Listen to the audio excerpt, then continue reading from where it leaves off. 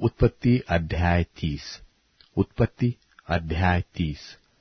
जब राहेल ने देखा कि याकूब के लिए मुझसे कोई संतान नहीं होता, तब वह अपनी बहन से डाह करने लगी और याकूब से कहा, मुझे भी संतान दे, नहीं तो मर जाऊंगी।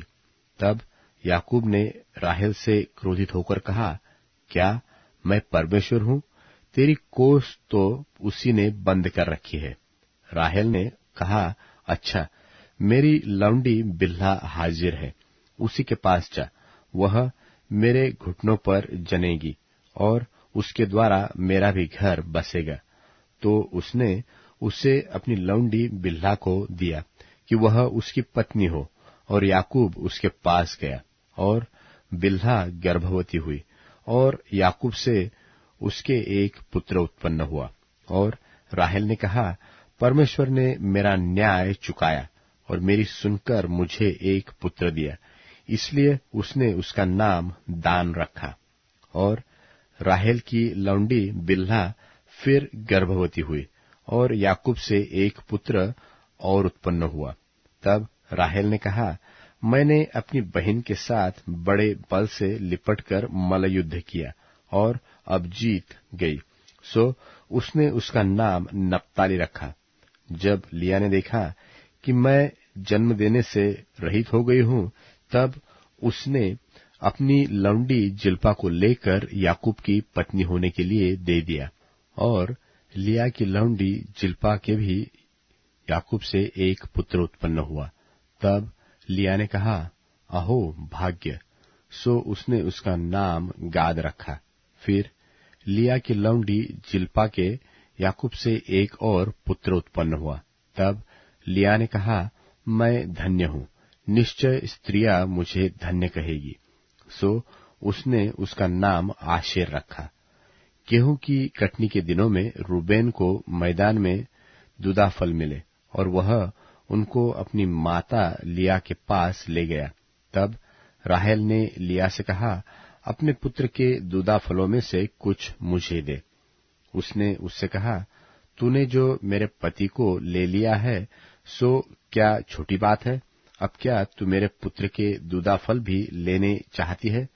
राहेल ने कहा, अच्छा, तेरे पुत्र के दूदाफलों के बदले वह आज रात को तेरे संग सोएगा। सो सांझ को जब याकूब मैदान से आ गया, तब लिया उससे भेंट करने को निकली और कहा, तुझे मेरे ही पास आना होगा, क्योंकि मैंने अपने पुत्र के दूदाफल देकर तुझे सचमुच मोल लिया। तब वह उस रात को उसी के संग सो गया। तब परमेश्वर ने लिया की सुनी, सो वह गर्भवती हुई और याकूब से उसको 5वां पुत्र उत्पन्न हुआ। तब लिया ने कहा, मैंने जो अपने पति को अपनी लौंडी दी, इसलिए परमेश्वर ने मुझे मेरी मजदूरी दी। सो उसने उसका नाम इस्साकार रखा। और फिर लिया गर्भवती हुई और याकूब से उसके 6वां पुत्र उत्पन्न हुआ। तब लिया ने कहा, परमेश्वर ने मुझे अच्छा दान दिया है, अब मेरा पति मेरे संग बना रहेगा, क्योंकि मेरे उससे 6 पुत्र उत्पन्न हो चुके हैं। सो उसने उसका नाम जुबलून रखा। तत्पश्चात उसके एक बेटी भी हुई और उसने उसका नाम दीना रखा। और परमेश्वर ने राहेल की भी सुधि ली और उसकी सुनकर उसकी कोख खोली। सो वह गर्भवती हुई और उसके एक पुत्र उत्पन्न हुआ। सो उसने कहा, परमेश्वर ने मेरी नामधराई को दूर कर दिया है। सो उसने यह कहकर उसका नाम यूसुफ रखा कि परमेश्वर मुझे एक पुत्र और भी देगा।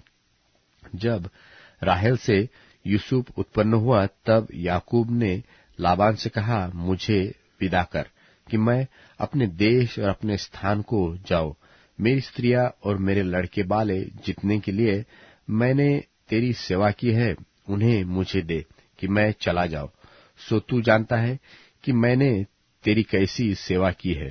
लाबान ने उससे कहा, यदि तेरी दृष्टि में मैंने अनुग्रह पाया है तो रह जा, क्योंकि मैंने अनुभव से जान लिया है कि यहोवा ने तेरे कारण से मुझे आशीष दी है। फिर उसने कहा, तू ठीक बता कि मैं तुझको क्या दूं, और मैं उसे दूंगा। उसने उससे कहा, तू जानता है कि मैंने तेरी कैसी सेवा की, और तेरे पशु मेरे पास किस प्रकार से रहे। मेरे आने से पहले वे कितने थे, और अब कितने हो गए हैं। और यहोवा ने मेरे आने पर तुझे तो आशीष दी है, पर मैं अपने घर का काम कब करने पाऊंगा? उसने फिर कहा, मैं तुझे क्या दूं? याकूब ने कहा, तू मुझे कुछ न दे। यदि तू मेरे लिए एक काम करे तो मैं फिर तेरी भेड़ बकरियों को चराऊंगा और उनकी रक्षा करूंगा। मैं आज तेरी सब भेड़ बकरियों के बीच होकर निकलूंगा, और जो भेड़ व बकरी चित्ती वाली व चितकबरी हो, और जो भेड़ काली हो, और जो बकरी चितकबरी व चित्ती वाली हो, उसे मैं अलग कर रखूंगा, और मेरी मजदूरी में वे ही ठहरेंगी। और जब आगे को मेरी मजदूरी की चर्चा तेरे सामने चले, तब धर्म की यही साक्षी होगी, अर्थात बकरियों में से जो कोई न चित्ती वाली न चितकबरी हो, और भेड़ों में से जो कोई काली न हो, सो यदि मेरे पास निकले तो चोरी की ठहरेंगी। तब लाबान ने कहा, तेरे कहने के अनुसार हो। सो उसने उसी दिन सब धारी वाले और चितकबरे बकरों और सब चित्ती वाली और चितकबरी बकरियों को, अर्थात जिनमें कुछ उजलापन था, उनको और सब काली भेड़ों को भी अलग अलग करके अपने पुत्रों के हाथ सौंप दिया। और उसने अपने और याकूब के बीच में 3 दिन के मार्ग का अंतर ठहराया। सो याकूब लाबान की भेड़ बकरियों को चराने लगा, और याकूब ने चनार और बादाम और अरमोन वृक्षों की हरी हरी छड़ियां लेकर उनके छिलके कहीं कहीं छिलके उन्हें धारीदार बना दिया, ऐसी कि उन छड़ियों की सफेदी दिखाई देने लगी। और तब छिली हुई छड़ियों को भेड़ बकरियों के सामने उनके पानी पीने के कठौतों पे खड़ा किया, और जब वे पानी पीने के लिए आई तब गाभिन हो गई।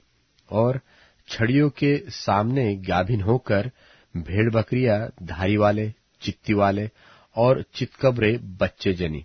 तब याकूब ने भेड़ों के बच्चों को अलग अलग किया, और लाबान की भेड़ बकरियों के मुंह को चित्ती वाले और सब काले बच्चों की ओर कर दिया, और अपने झुंडों को उसने अलग रखा, और लाबान की भेड़ बकरियों से मिलने न दिया।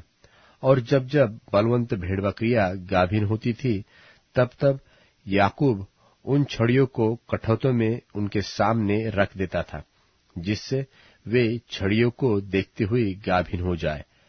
पर जब निर्बल भेड़ बकरियां गाभिन होती थी, तब वह उन्हें उनके आगे नहीं रखता था।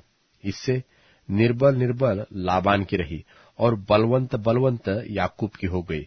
सो वह पुरुष अत्यंत धनाढ्य हो गया, और उसके बहुत सी भेड़ बकरियां और लौंडिया और दास और ऊंट और गदहे हो गए।